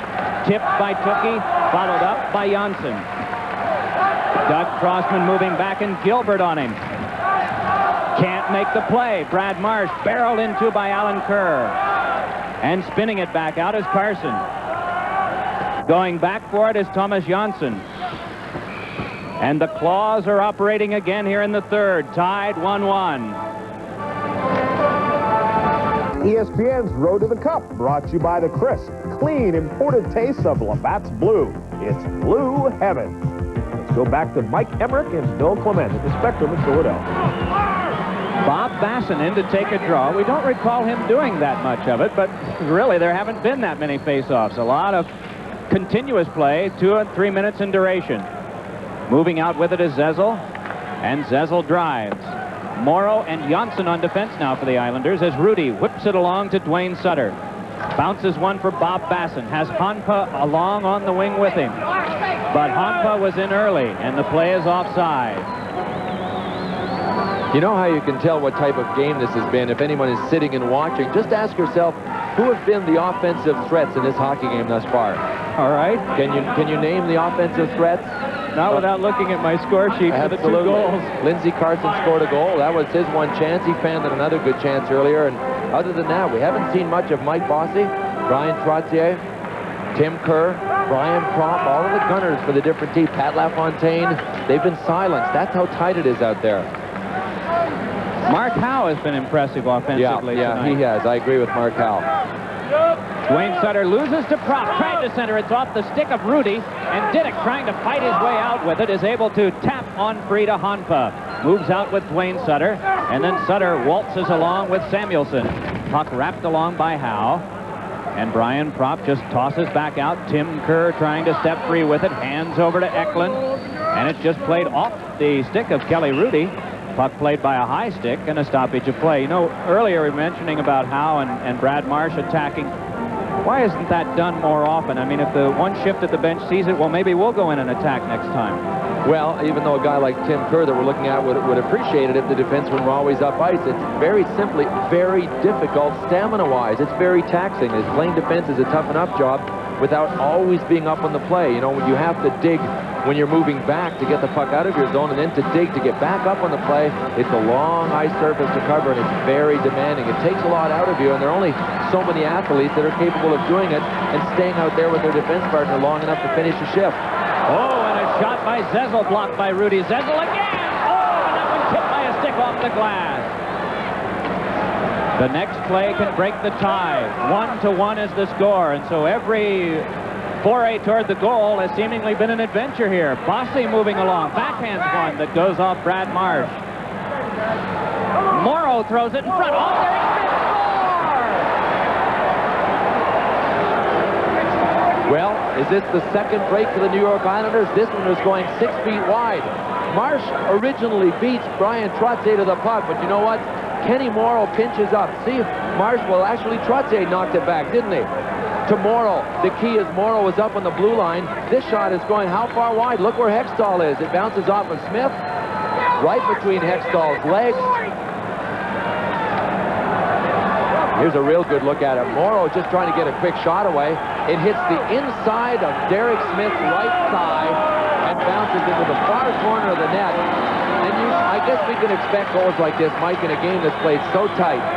The deflection right to the far side of the net, that almost changed at a 90-degree angle and went the other way. 2-1 the Islanders. Derek Smith behind. Locks up with Janssen. In comes Tocchet. Puck to Zezel. And Peter Zezel tries to slam one in front, but Trottier is there. McCrimmon chips one off. And it is Ken Morrow patrolling on defense for the Islanders. The first goal was scored by Carson. The Islanders tied it, and now they've gone ahead. Wood from Morrow and Trottier at 3:27. Neil Coulter, one of the scratched Islanders, said, maybe we have some ghosts in our locker room that will help us with comebacks. It worked against Washington, and you have to feel that there are some positive gremlins for the Islanders with a couple of goals they've had here, the two they've scored in the game. Diddick moving right in. Wrist shot, and then trapped and held by Hextall. The score here at the Spectrum. Islanders 2, Flyers 1. So Ron Hextall prepares for a face-off near him involving Tim Tookie and Brett Sutter. And the Islanders win it. Diddick with a shot, and that stick to the glass by Hextall. Chopped along by McCrimmon, and Tim Kerr's pass is cut off by Diddick. Wheeling with it is Dennis Potvin, and it's swung down by Crom. Get a stoppage of play as the puck popped out of play with 15:28 left in this third period. You know, I have to go back to Terry Simpson's analogy of his New York Islanders team when we talked to him the day of Game 7 of the Washington series, and he said, you know, we're like a big cork. You can press us underwater, and somehow we find a way to bob up to the surface. Well, I'll tell you what, the floatability factor of the New York Islanders just continues to impress game after game. They never seem to be out of it. If they're in it, there'll be another game to take place, Game 6 at Uniondale, 2 nights from now. And we will be there with our telecast time at 7:30. This is Mark Howe. Howe spins it off to McCrimmon. Tomorrow night, Toronto and Detroit at 8 o'clock. Tom Mees and John Davidson are in Detroit now, preparing to bring it to you. LaFontaine chips it behind his own goal, around to Randy Wood. Down went Derek Smith. Islanders able to clear. Doug Crossman across for Shell Samuelson, who misses it, and so Hextall has to come out. Calmly sweeps it back along to Crossman, then to Derek Smith. Pelle Eklund starting in to Tocchet a drive, grabbed by Rudy and put right back into play, but past Alan Kerr. Skating it down is LaFontaine. Tried to work it ahead, and Samuelson in the way, or Wood would have had a breakaway. Here's Tocchet in, drive off Pelle Rudy, and scooped up by Morrow, driven along. Crossman connects with Eklund. Offside called against Philadelphia.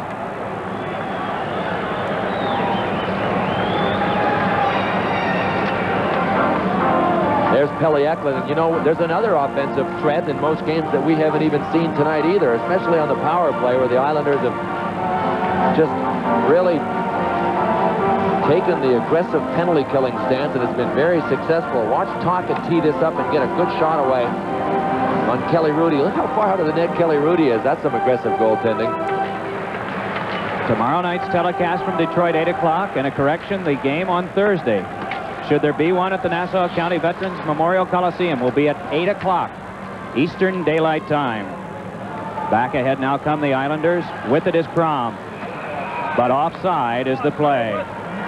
John D'Amico, the veteran linesman, whistling the play down. 14-10 to go in the third. And the Islanders have the lead over Philadelphia 2-1. In case you're just joining us, it was Wood from Morrow and Trache at 3:27 on a shot that bounced off. Derek Smith changed direction and popped in. Wow.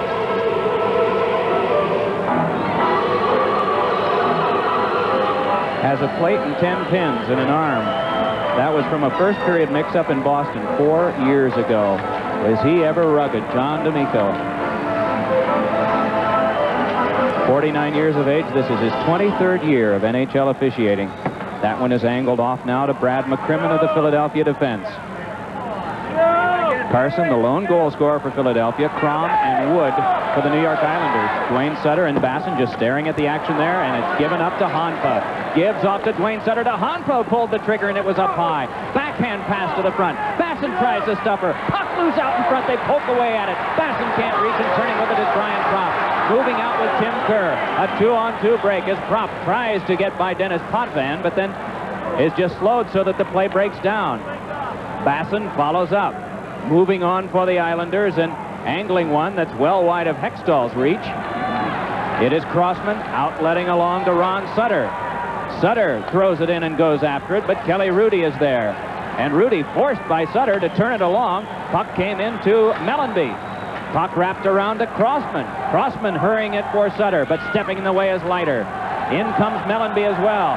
Mellenby able to peel it away. Then he's checked right up against the boards by Leiter.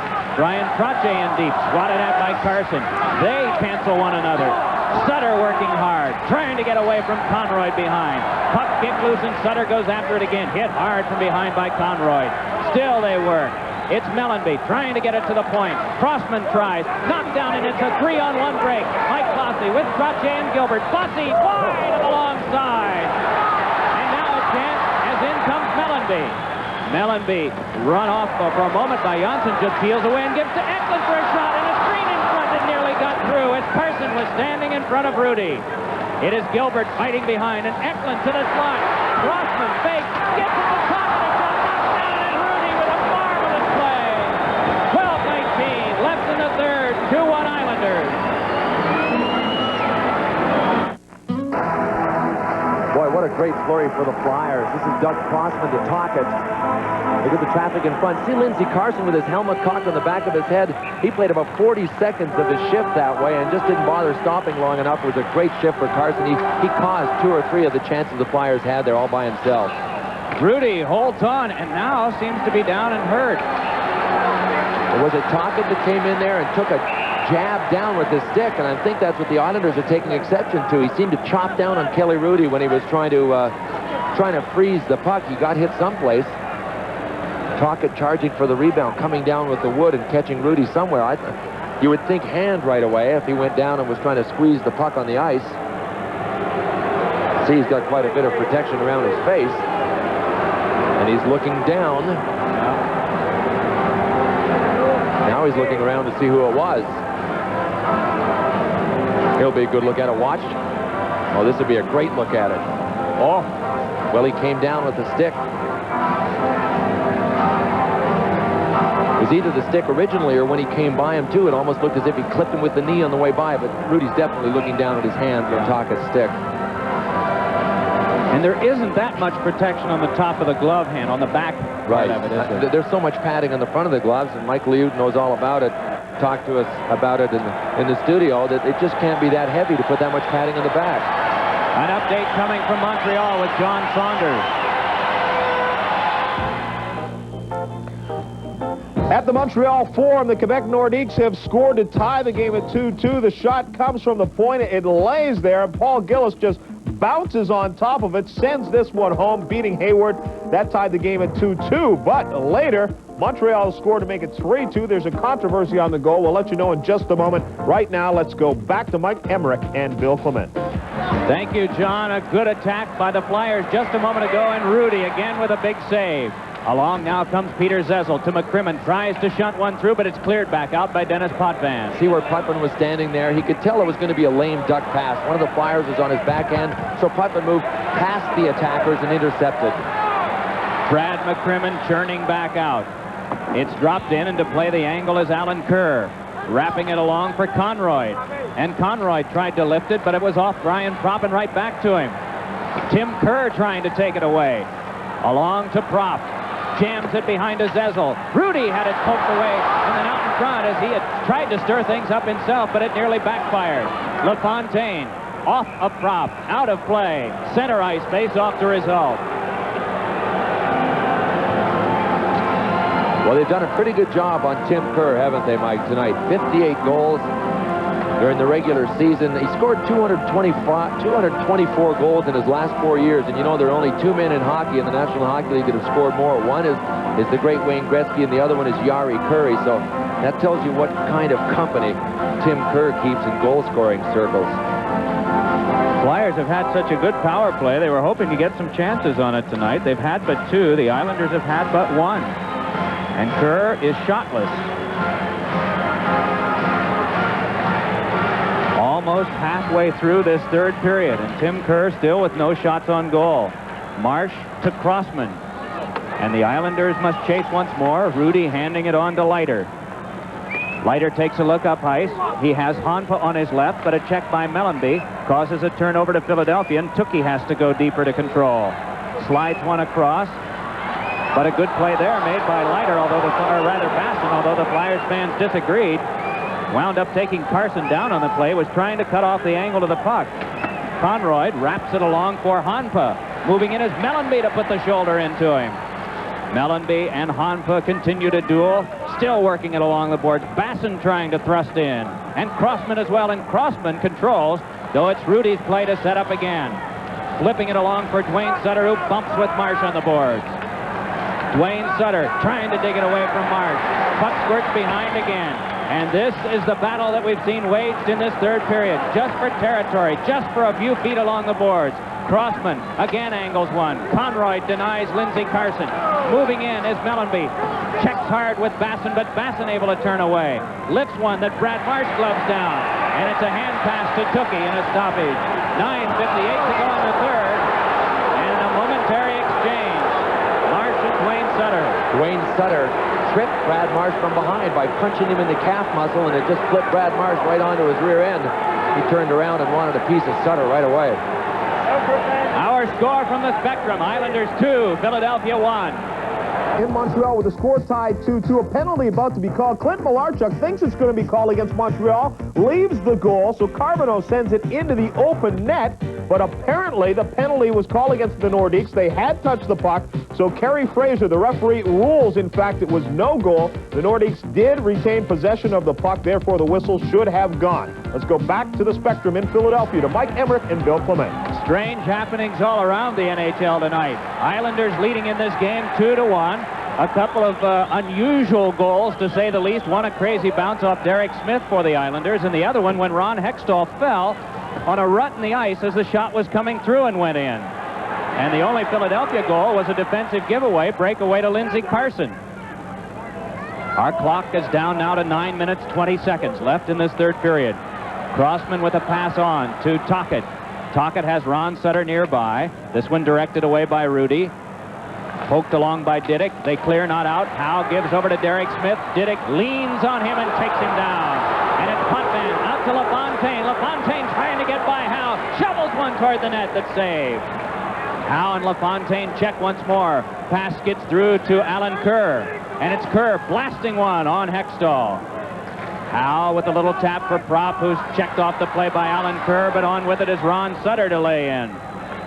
22 shots Philadelphia, 23 Islanders. Islanders with the lead as out in front. Kerr tries a stuffer. Shut off by Rudy. He's able to get down and get his glove on it, and then as the whistle is blown again, a crush of players around the fallen Islander goalkeeper. Well, you know it. That's a desperation grasp. Mark Howe was right there. Rudy kept reaching. Every time he reached, it seemed to go a little further out of his reach, and Kerr was standing there banging it. Kerr made his own play behind the net, taking one of the Islander defensemen. Watch Kerr bang at it. Look, see how it keeps slipping away from Rudy? Further and further. Finally, with his furthest extension, he grabs it. Mark Howe trying to jam the rebound, but big Gerald Diddick not about to allow that. Howe Howe has been all over them offensively, and now the Flyers are forced to play catch-up hockey on this bad ice. 8 minutes and 37 seconds to go. It's just so hard to execute a nice pass, and they're the ones that are going to have to control the puck. The Islanders have to dump the puck. Let the Flyers go and chase. We're just going to dump. Flyers will chase.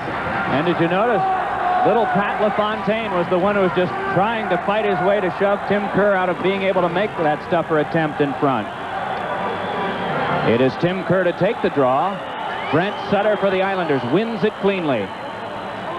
And it is Conroy advancing to Flatley. Pass misses for Brent Sutter. Across for Crom to drive into the glove of Hextall. 8:25 left, third period. Conroy to drive, tipped, and it trickled wide. Hextall watching, is over to get it as Brad McCrimmon. Chips one off for Prop, shouldered firmly by Brent Sutter. McCrimmon tries again. This time it's knocked down by Brian Prop. Followed up by Zezel. Zezel on, but puck just lost off his stick. And so the Flyers make a change in defense, and the new defenseman, Crossman, passes to another one, Samuelson. Islanders cut it off and drop again back deep. Crossman as Samuelson just checked Dwayne Sutter into the goal, and with that, it's off the magnet. The score here at the Spectrum, Islanders 2, Flyers 1. As we return to play, the Islanders have it in the possession of Thomas Janssen. Passes off Dwayne Sutter's stick. Crossman along to Lindsey Carson. Carson moves in, but shoved it too hard, and it was away from Shell Samuelson. Samuelson turning away from Dwayne Sutter's check, and then Sutter followed right through on him. The puck back to Dwayne Sutter. Checked by Tookie, and so Hextall slows it for Crossman on defense. It is rolled between the defensemen, and so Morrow will go back to take from Rudy. Meanwhile, Mellenby bumped into Janssen and tries to stir things up back in the Islander zone, and then Dwayne Sutter steps into Derek Smith with a check. Wood taps it back down. McCrimmon goes back to handle for Philadelphia. It's rolled off to Mark Howe. Guided out, but Potvin is there. Under 7 minutes to play. LaFontaine with a drive. Blocked by Hextall and scooped up by Howe. Diddick able to keep it along. Battling there with Ron Sutter. Sutter, while prone, got help from Derek Smith to clear it out, and it's off LaFontaine, though Tocchet passed it right back in. Randy Wood guides it deep, and it's Howe going back to get it. 6:35 to go. Puck pops out to Ron Sutter. Throws it in. Goes right after it. Hit a chink in the boards, and Diddick able to react and throw it away. Trottier starts it back out. It's a 4-on-2. Catching up to it is Smith. Trottier in. Hammers one. Save Hextall. And he'll hold on, and he seems hurt. Hextall is down. Dave Settlemeyer quickly out. Do you think it might have caught him unguarded around the pad area where there wasn't adequate protection, Bill? Yeah, there's a space that a lot of goalies use an extra pad on the kneecap and above the kneecap. It looked like he went down to get it with his glove, but from here, it looks as if Settlemeyer might be working on the knee area. Dave Settlemeyer, a goaltender himself in the minor leagues. That's exactly what he's looking for, and he's got a cylinder of freeze zone, and certainly not antifreeze. We get a better look this way. Trottier comes in on a sharp angle, and he knows everything's sealed off, so he just lets it rip. And, you know, it's kind of funny because when you look at Ron Hextall standing up, his pads do seem to come up and cover that area. Kelly Rudy's pads, on the other hand, are much shorter. And you might think there's some exposed area there, but he folded right away once the shot came. Hextall still down. Let's go now to John Saunders. As we await them to attend Ron Hextall as he was hit with the shot, let us check last night. The Edmonton Oilers, the first, and Bill Clement standing by where play has resumed. Thank you, John Saunders and Mike Liut. Brian Prop flips in. Hextall back in the goal for Philadelphia as Mike Bossy flips one that is kept along by Zezel, but they ruled a puck was played either by a high stick or maybe the signal is it had gone outside. I didn't notice that, but it could have been also a delayed call. Nonetheless, face off at center ice. You got to figure there'll be some Flyers management people monitoring Ron Hextall's ability to flex and bend his knee tomorrow morning. He might have an easier time finishing this hockey game with 6 minutes to go than he would have playing in 48 hours from now, depending on where he was hit, depending on if there's swelling. But he'll get some pretty sharp attention when this game is over. And there was a sigh of relief when he went back in. That's the big question about the Flyers. What happens if they happen to lose Ron Hextall? Can Chico Resch carry the load for them in the playoffs? And if that loss would come in this series, Chico would be in against his old team, the Islanders. Bossy flings it right back from where it came. Tim Kerr just leaned on by Trottier. Samuelson is stepped into by Gilbert. 5:45 to go, third period, 2-1 Islanders. Puck rolled through by Tim Kerr and floated back out by Bossy. Mark Howe, shoved by Trottier, has to give it up quickly and does to Conroy to the Islanders. Then Trottier sends it back. Randy Wood striding in, watched there by Howe. Wood able to get to the puck and then checked off by Pelle Eklund. Meanwhile, thrown away from the front of the net by Samuelson was Bossy. Back up with it comes Scott Mellanby. Chips it in, and it's Kelly Rudy watching it. Steering it back around to Alan Kerr. 5:15 to go. As it's Wood, along to Janssen. Has LaFontaine there, but he can't get by Brad Marsh. Puck helped back along by Crossman, and Morrow retrieves for Janssen. Off Brad Marsh. Shot in by Wood. Offside, as across the line was Alan Kerr. The score here in Philadelphia, the Islanders 2, the Flyers 1. Islanders from the face-off able to control. Dennis Potvin steps ahead, gives to Dwayne Sutter for a shot that's deflected by McCrimmon. McCrimmon chased off by Dwayne Sutter. The play is Mark Howe's, and Howe turning from the forechecking of Hanpa, gives on to Prop, has Tookie alongside. Tookie leaned on, taken off the play and taken to the boards by Diddick. Potvin to Hanpa, can't clear, but Potvin puts it crisply on the stick of Dwayne Sutter. Howe watching him as Sutter throws one into the glove of Hextall. Hextall sweeping it around. First one there, Hanpa drops it back deep. 4:20 left. The Islanders trailed 1-0. Carson scoring midway in the second. Then they came back for 2 goals of their own as that long drive from Howe caused problem for Rudy. It's worked along by the Islanders, and Brent Sutter was able to just force it back down. Crossman, Brad Marsh the defense. Derek Smith with Mellanby and Eklund, the forward combination for Philadelphia. Flatley and Hanpa along with Brent Sutter for the Islanders as Marsh angles one. It is Pat Flatley in deep to play for the Islanders, turning it along to Brent Sutter. Clock ticks down to 3:45. Brent Sutter, and that one turned away by Hextall. Crom with it. Crom dumping deep. Brent Sutter ridden off the play by Brad Marsh. In comes Flatley. Boom! On a check by Scott Mellanby. Puck along by Janssen. And it's lost to Mellanby, who pivots and then is able to scoop it ahead. Bringing it out as Eklund.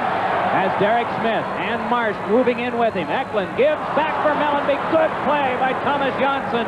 Just to poke it away and control back out. Mellanby was ready, had the gun loaded from the slot. The Islanders chase this one. It is the Flyers again making a change in shifts. Down to the last 3:05. Kelly Rudy has to react, turning it to Janssen. Mike Bossy shoves it back out. Mark Howe playing it there. Flyers get onside and back in he carries, but Tocchet was in early and a stoppage with the score. Islanders 2, the Flyers 1. On defense, shouldered by Prop, but not until he'd released it for Bossy. Then it shanked off Howe and came near Potvin. Back along to Mike Bossy, just drills it out again. Samuelson, but to Gilbert. Rolls it ahead for Brian Trottier, and Trottier starts in. Hextall able to sweep this one away to nearby Mark Howe. Howe has Kerr moving at center ice, rolls it up for Samuelson, but that play goes asunder. Bossy to Gilbert, and back in. Shift change again for the Islanders. Hextall flips one that Alan Kerr will skate down, but it's taken by Tim Kerr of Philadelphia and dropped back in. Rudy sets it up to Ken Leiter.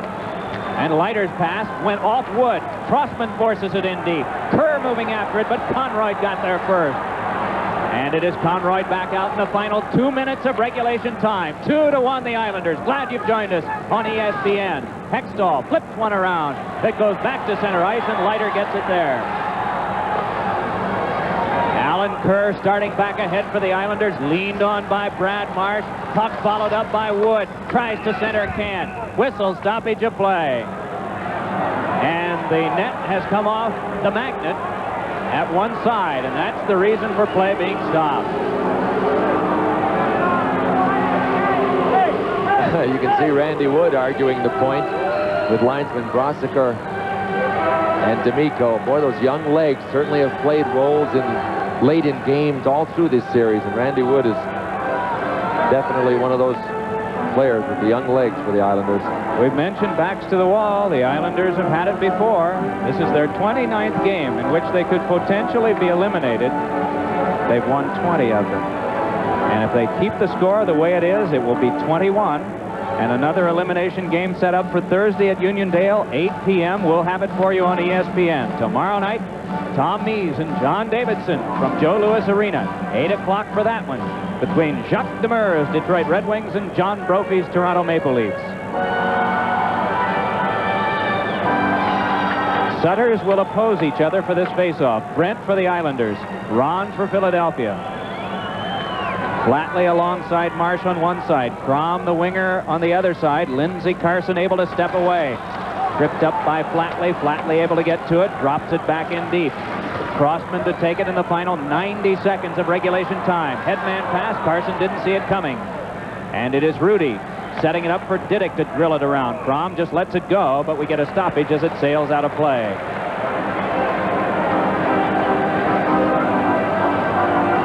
Well, he's had some pressure these last 3 weeks, hasn't he? Boy, he sure has, and has he responded well. And the torch has officially been passed from Billy Smith to Kelly Rudy as the #1 guy that the Islanders are going to have to rely on in future years to win hockey games and to win playoff series, and he's really responded well.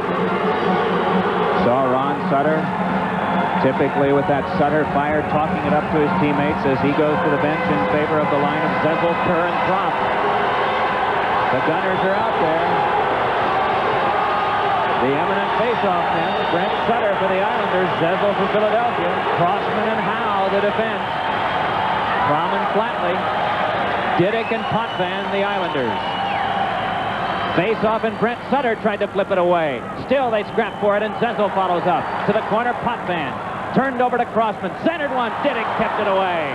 Right back to Brent Sutter. One hands it along to Crom. Crom steps out with Flatley, and the pass is wide of him, but he follows with Mark Howe, and they cancel one another. As trying to work it ahead was Flatley, but it's taken by Propp. Propp then advances to Howe. Has Crossman with him. Hands over for Zezel. Forehander. Grabbed and held by Rudy. And then Rudy's head jerked back, maybe because he was bumped by the Howe-Morrow combination. He sure was. There seemed to be a couple of hands that caught him right under the chin and snapped his helmet back.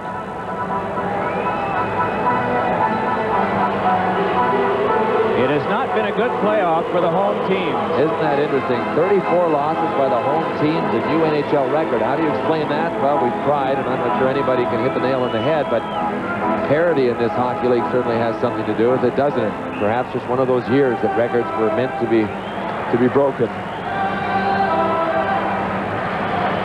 You get the idea now that as teams like Toronto made it into the playoffs on the last Saturday night of the season, then they go right in against another division winner that occurred in the last week, the St. Louis Blues. Toronto with some momentum, even though they finished down in the standings, and the ice just didn't make any difference. Not a bit. And you know, you get teams like Toronto that's comprised of a group of players that don't prepare mentally for every hockey game during the season, but all of a sudden start to do it automatically in the playoffs. It's very easy to get yourself to that fever pitch, and you end up with a contender that was an also-ran during the season. This is a key face-off here. 50 seconds to go. Hextall is now on the bench. It'll be Ron Sutter against Brent Sutter. 6 attackers for Philadelphia. It's back to Mark Howe. Wrists it along past Propp. Tim Kerr goes down. It's to Zezel. Can't get it in front. Then it squirts across. And it's Brian Trottier for the Islanders, just banking one down deep. Crossman going after it, and Brent Sutter following him. And icing is called against the Islanders. The face-off to come back near Rudy with 35 seconds to go. You know, that's a surprising play to me, Mike. The face-off will come back down. Brian Trottier had that puck, and he really wasn't pressured. And who would you think would be the coolest guy in the NHL? I would think Trottier would rag it, get out, try and get over center. He banked it off the boards, and he banked it a little too hard. And you know that if he had it to do over again, he would bank it easier. And you know that he wanted it over again, but he just couldn't have it. Brent Sutter, who's been charged with the big face-offs tonight, will have to take one more. And Trottier is there, just in case there's a wave out. Peter Zessel. Kerr on his right. Klopp on his left. All the way across is Tim Cookie. In back, Crossman and Howe. 35 seconds to go. Gord Brosiker has them ready. Islanders from the faceoff. Poke it deep. Dennis Potvin laying it around. It's chopped back out. They've got a 2-on-1 against the empty net. And it is Brent Sutter shooting it into the skates of Mark Howe. Howe able to control behind, wraps it back off. Morrow pinching, but dropped direct onto Crossman. Has Kerr up the wing on the right side. Pass over for Tookie, and it forced him to go back. Play turned back to Mark Howe as Tookie had to bring the stick back, and that's where the play broke down. It is Howe with a pass that misses for Tookie. Final 5 seconds of play. And with their backs to the wall, the Islanders are going to take it home for Game 6. 2 seconds left. Well, it certainly hasn't been the night of the scorer, has it? It's been the night of the defensive players, and Dennis Potvin, with this defensive effort tonight, is our Hartford Insurance player of the game. Hartford Insurance, the insurance people of ITT. And, you know, he had a lot of help from Gerald Diddick and the rest of the defensive corps, and there is a man that hates to lose, and that's the sign of the great competitors. A lot of people talk about the players that love to win. We all love to win. Everyone loves to win. It's the people that hate to lose that you want on your team. That's one of them right there. But tonight, the Flyers are losers, and the amazing Islanders will again force a hockey game when we all thought that they were through. Kelly Rudy said it best today. He said, you know, we end up being able to do things that people just think we're incapable of doing. And the point that Bill made at the top is so important. Not only do some of the older players remember earlier conquests when they were down, but every member of this team recalls just a week ago, Easter weekend in Landover, Maryland. The final score of the game, the Islanders on goals by Crom and Wood, 2. The Flyers on the lone goal by Carson, 1. 4 minutes and 35 seconds remaining in regulation time here at the Montreal Forum. The Quebec Nordics 2, the Montreal Canadiens 2. It was 2-1 Montreal at the end of the second period. Paul Gillis scored his first playoff goal 38 seconds into this third period, and it has stood up. The 2 big scoring chances since then. John O'Grodnik with a breakaway for Quebec, and Brian Hayward made the save, and the Canadians had some pressure on, and Matt Snazel hit the goalpost dead on with Clint Malarchuk out of position. Dick, that last scoring play by the Nordiques by O'Grodnik happened about 4.5 minutes ago. Since that time, Hayward has not had to make a save. A lot of the play has been in the Quebec end of the ice.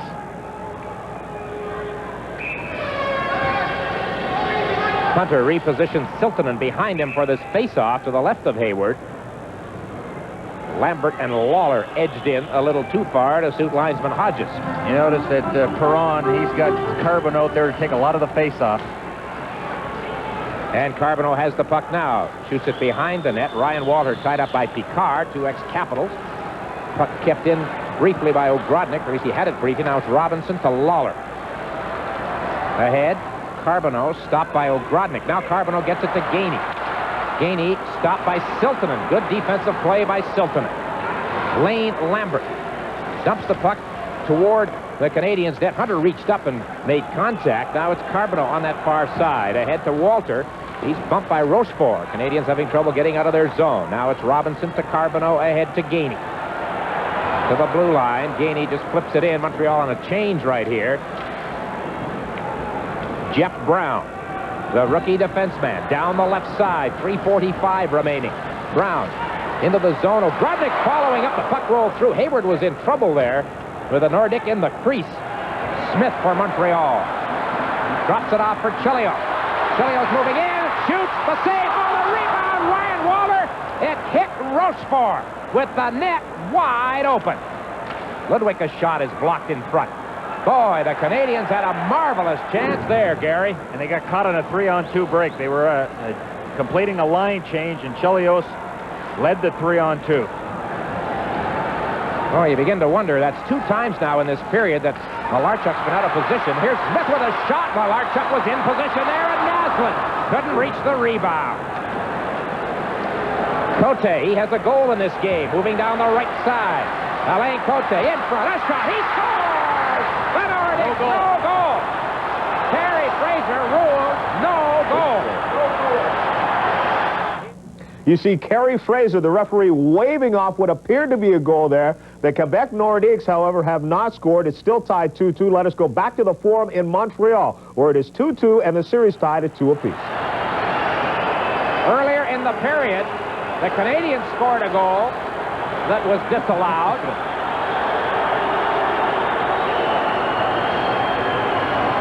And now the Nordics put the puck in the net. And it has been, apparently... As you hear, it is no goal. The Quebec Nordiques and Montreal still tied. That's the second goal that has been waved off in this game. Earlier, Montreal had one taken back for an inadvertent whistle or a whistle. In Montreal, they are still disputing the non-goal, the disallowed goal scored by the Quebec Nordiques. He's not disputing it, Jean Perron, that's for sure. Well, didn't that happen in the playoffs against Hartford where the Nordiques scored a goal? The time had run out. That was the ruling there. Well, the Nordiques were arguing the time hadn't run out. In any event, they lost that one, and they lost this battle also. So it's still 2-2 with 2:50 remaining in regulation time. Game 5 of the Adams Division Final. And the bitter rivalry continues. Carbonneau working against Finn. Carbonneau to Ryan Waller.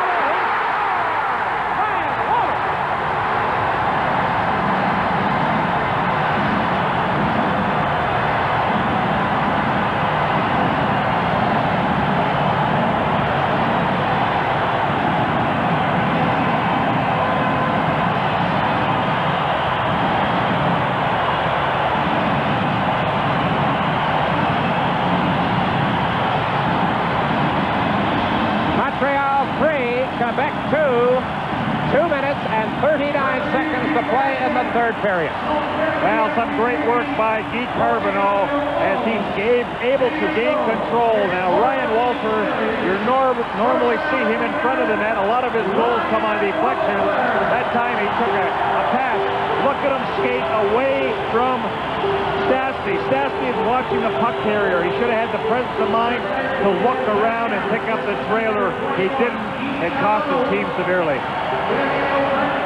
Look at Bergeron clapping. The last coach I saw do that in this building was a fellow named Don Cherry. 21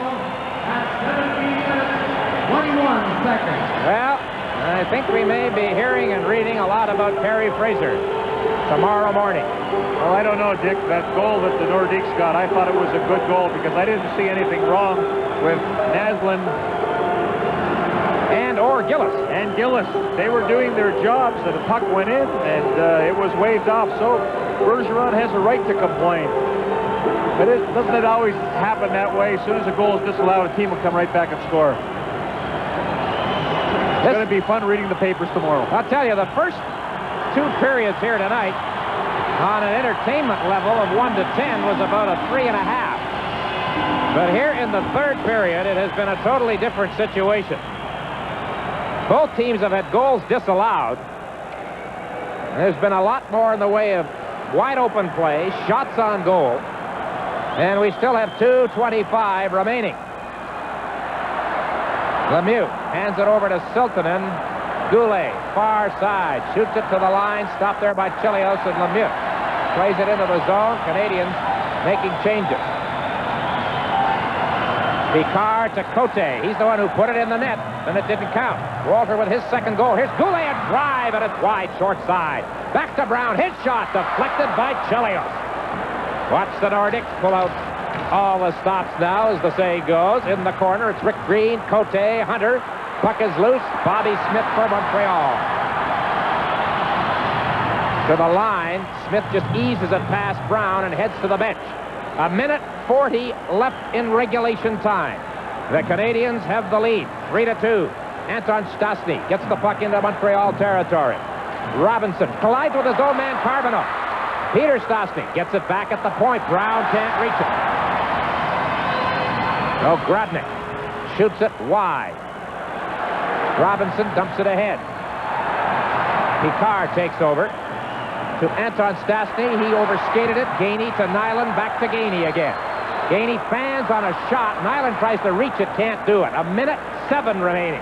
And the Nordics fail to control the puck coming out of their zone, and it's flipped out of play by Carbonneau. With 1:05 left, and Clint Malarchuk starts starting to wonder if he should leave the net. And Bergeron trying to make up his mind. Well, it's going to be very difficult for the Nordiques to fire the puck around the boards and gain possession, because what the Canadians are doing, they're really peeling back and having a defenseman quite deep, anticipating that. So it's going to either carry the puck over or try that high lob pass and make sure you arrive just as the puck is landing in the corner. But a very disappointing time for Bergeron and the Nordiques. Thought they had the lead, and all of a sudden they're 1 minute and 5 seconds away from defeat and to go down. The Montreal Canadiens very close. Under a minute left in the game. Let's go back. Face off. McPhee dumps it into the Quebec zone. Less than a minute to play now. 3-2 Montreal. Corson checks it away, but Stiltonen intercepts his shot. Now it's Picard. Goulet tied up Robinson. The puck got by them. Chilios making a move in the corner. Malarchuk not out of the net yet. Corson knocked down, but the puck's outside the blue line. McPhee reaches it, clears it to the far side. 33 seconds to play. Carbonneau dumps it into Quebec territory. Malarchuk hasn't had a chance to leave the net yet. Now he starts to edge out. Here he comes. Ogrodnik at center ice shooting it in. It goes behind the net. 20 seconds to go. Peter Stastny behind a Picard. Out in front at the flex. Brown faked the shot. Lets it go. Got through short side. Picard played it. Goulet can't reach it. 10 seconds left. Does it stay in the zone? No. 5 seconds. It's behind the net. The countdown's on. The game is over.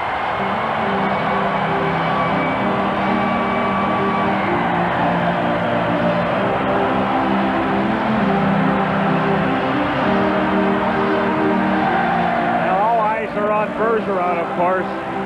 Now look out.